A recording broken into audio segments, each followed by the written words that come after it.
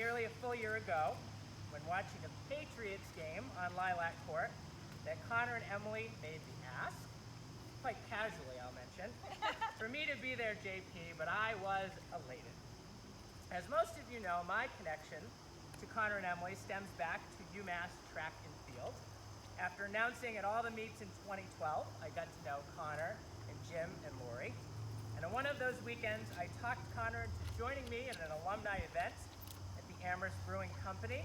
Really had to twist his arm. And that's when I first met Emily. Incidentally, my wife Beth had run with Emily at UMass and had known her for years. I remember us walking into the bar and Beth exclaimed, "Emily, how do you know Connor?" And she quickly replied, "I know him from dating him." And that's exactly what she did. And over the last 8 years since that moment, the collective friendship between the four of us has blossomed and strengthened. We've had great times together, countless laughs. Connor and I share back-to-back birthdays in February and have spent many years celebrating together. We're very close, to the point we've discussed switching spouses, but it's never materialized. But Beth and I would literally lay in traffic for these.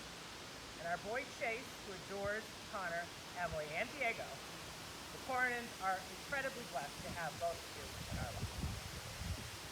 Now, UMass track was also part of the connection that led Connor and Emily to each other, but they actually first met in a UMass oceanography class in Hasbro Lab. Now, they were each dating other people when they first met. Not that it mattered, because Emily actually thought Connor was, and I quote, "a bit of a know-it-all." Now, in Connor's defense, they would do crossword puzzles together in class, and Connor knew a lot of the answers. Very good at crosswords. But thankfully for Connor, several of the track girls convinced Emily that Connor was, in fact, a decent guy, and with time, she came to tolerate him. Over the next 2 years, they intermingled within the same social circles, but were nothing more than acquaintances within a larger group. But one night in early of the fall of 2011, after Emily had returned from her semester abroad, Connor got a call at 2 a.m. from their friend Erica Unger. Connor had just closed up the pub at the end of a long bartending shift. He met up with Erica, who then suggested they head to a Frisbee party where Emily was. Connor said, and I quote, "Oh, Emily's there? I'm in." The conversation with Emily that night led to his giving her a ride to watch a friend's soccer game the next week, which then led to a date of sorts at the Worcester Dining Hall. They began meeting up at the library to study, although Connor generally lasted in the library about a half hour, which was just when Emily was getting started, as he tells it. Her senior thesis was a bit of a nightmare, of course. But while Connor got himself to the library for Emily, she also found her way to the pub for Connor. On Thursday nights, you'd find Emily getting free vodka cranberries from bartender Connor. And of course, he also had a prime seat to watch other guys buying drinks for Emily. And he would charge those poor bastards upwards of $14 a drink, a 500% markup for a Western Mass college bar in 2011, and he enjoyed every minute of it. And on Wednesday nights, when Emily would hit up McMurphy's for guitar dudes, which is a rite of passage for all UMass undergrads, Connor was there to pick her up and drive her home. It benefited Emily, of course, that Connor wasn't yet 21 and could be found on Wednesday nights on his own couch in Star Wars pajama pants. So she always had a ride. I should have left that detail out. For weeks on end, their courtship was playful, but neither was sure if it was really serious. Emily wasn't sure if Connor was actually into her, and he wasn't sure if she was really into him. But after a New Year's concert to see Rubble Bucket in Northampton, and a few coffee deliveries thereafter, the official dating began on January 7th, 2012. 4 months later, Emily graduated and found a job in Amherst. That summer of, quote, living with Erica Unger, as she told her parents, turned into secretly living with Connor. If I'm not blowing up your spot. Oh, okay. Well, that happened. So, when fall came, Emily moved back home to Winchester, and the weekend drive back and forth on Route 2 became the norm. Fortunately, this very house was the perfect midway point between Amherst and Winchester, and on many a Sunday afternoon, for Patriots games of course, Emily and Connor would hang in that very living room while Lori fawned over Tom Brady on the TV, and Jess, Jim, and Connor would scream violently at the television. You can still hear it now. No way is that passing around. The following spring, Connor graduated and got a job in Northampton, and Emily got into grad school at UMass, bringing them back together again in the cozy confines of Western Mass. And thus began a stint of being, and these are their words, young, stupid, and broke. These were the ramen years, as I call them. Connor worked a lot. Emily studied a lot. They watched Friends and Say Yes to the Dress with Connor a lot. There were lots of $9 pitchers at Brewmaster Jack's, at the Roost, and takeout pizzas from Joe's, but what they lacked in money, they made up for in love. And these are the 2 years that truly made Connor and Emily. From then forward, they were a team, and an unstoppable force to push. They moved back home, then to Somerville and Cambridge, and then buying their first home in Acton. New jobs for Connor, more school, and another degree for Emily. Trips to Wellfleet, of course, Vermont, Norway, and Italy, just to name a few. The adoption of Diego, who is live streaming right now this ceremony back on Lilac Court. And they even became official domestic partners, brought to you by the People's Republic of Cambridge. It came as no surprise to Greg when Connor finally asked his permission to marry Emily. He wisely chose Greg's favorite event of the year, Barnstock, to make the ask. And the very next week, atop Sugar Bush Mountain, Connor popped the question.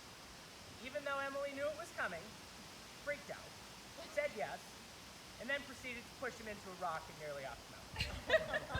But after cleaning off the blood, literally pushed him into a rock, they descended the mountain as an engaged couple, and as we know, have climbed up and over several other metaphorical mountains since that day.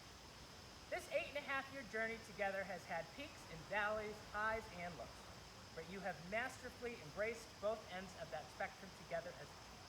In fact, looking back at all other 24 couples I've married in the last 8 years, I'm not sure anyone is as prepared for marriage as the two of you are, looking back at your journey together. No offense, Doug and Rachel. Today is a major milestone in your life together, happening here, in your very own childhood backyard, surrounded by your very, very closest family and friends. Each of you are who you are because of the experiences you have had with everyone here today. I feel fortunate to have heard some of the many memories you've had with this group. Of Connor growing up, boogie boarding with Bjorn in Nantucket, taking cold car rides to Neshoba with Doug, who thought keeping the heat off in his car would save gas, of listening to Pearl Jam with Jess on the way to wrestling practice in the back of a Honda Civic hatchback. There are countless moments of Emily parenting Hannah and Alex, either on a trampoline or while flipping chairs back at the beach, of Emily's insistence that she be the pink Power Ranger all the time, or of Emily's award-winning role as Hermione to Chris's Voldemort in Winchester's version of Harry Potter. These collective adolescent experiences led you, of course, to UMass and to each other, but it also led Emily to Connor's family, friends, and Connor to Emily's family. Jim and Lori still remember the first time they met Emily at UMass at a football tailgate, immediately drawn, they tell me, to Emily's smile and quick laugh. And who could forget Connor's first meeting of the Pipes family in a Target, where a then 16-year-old Alex had to literally throw a pack of underwear across the store to get a free hand to introduce himself to Connor. But from those initial moments of your collective worlds combining, we have all been witness to your growth together since then as a couple. Megan has come to adore Connor's thoughtfulness, whether he's offering to swim alongside her and Emily in their kayaks, because there were only 2 of them, or offering to run several miles to get a car to pick them up. Julie has seen Connor's kindness, always offering to sleep on the couch, so that she and Alexa could share the bed with Emily, though they are both very glad you now have a house with a spare bedroom. Rachel has appreciated having Emily to join her watch Doug and Connor play flag football, and her patience and tolerance as the boys yell violently at elderly officials when things get uber competitive, as they always do. Steph has loved having a partner for revivalist concerts and shopping on the vineyard. Liz looks to you both as a second home, having crashed at your place God knows how many times, always enjoying your excellent assortment of beer and Connor's gourmet meals. Jamie has looked to you as relationship role models, and the advice you've shared that couples as a team work through and normalize growing pains as they go. And all of us have been awed and inspired of how tough you both were after the whole stroke thing, and especially for what an absolute rock of support you were, Emily, through it all. For the millennial generation, which I am admittedly barely a part of, I think young couples look to marriage to do a very different set of things than generations before. Marriage is a voyage of self-discovery. It's about taking time to exert the effort to understand and discover what your partner is trying to achieve in life and what you yourself are trying to achieve in life, and to help each other find the best versions of yourself. I know that everyone here has the confidence that Connor and Emily will do exactly that, because they have and they do. They've grown together as a couple these past 8+ years, but have also grown as individuals, and they assuredly bring out the best versions of themselves in one another. The two of you exude life, energy, fun, and laughter, and it's couples like you that make my job really easy, because you are truly wonderful people and an inspirational couple. As a first-time parent with a 2.5-year-old at home, I can only begin to appreciate how proud your parents are for the people and the couple you have become. I know that Greg, Liz, Jim, and Lori, and Sally are all beaming with pride today watching. And they, along with all of us, are here to support you both in the years to come, and we all look forward to being part of that journey. And with that, I will invite Connor and Emily to state their wedding vows to one another. In promising these vows in the presence of your very closest family and friends, will bind you together as a couple for the years. I'll start with you, Emily, and ask you to repeat after me. Connor, you are my family, my love, and my life. Through sickness and in health, and in good times and bad, I promise to cherish your love and friendship, to be your student and your teacher, to help you to be vulnerable and courageous, and to love and respect you for the rest of our days. Connor, Emily, you are my family, my love, and my life. Through sickness and in health, good times and in bad, I promise to cherish your love and friendship, to be your student and your teacher, to help you to be vulnerable and courageous, and to love and respect you for the rest of our days.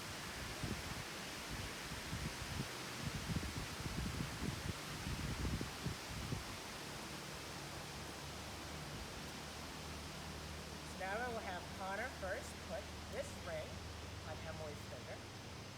Yes, this one. You got the right one. And this ring will serve as an eternal symbol of your love and commitment to Emily. And as Emily places this ring on Connor's finger, this will serve as her eternal symbol of love and commitment to Connor. And now that you have stood before me and proclaimed these vows and shared these rings, it is by the power vested in me by the great Commonwealth of Massachusetts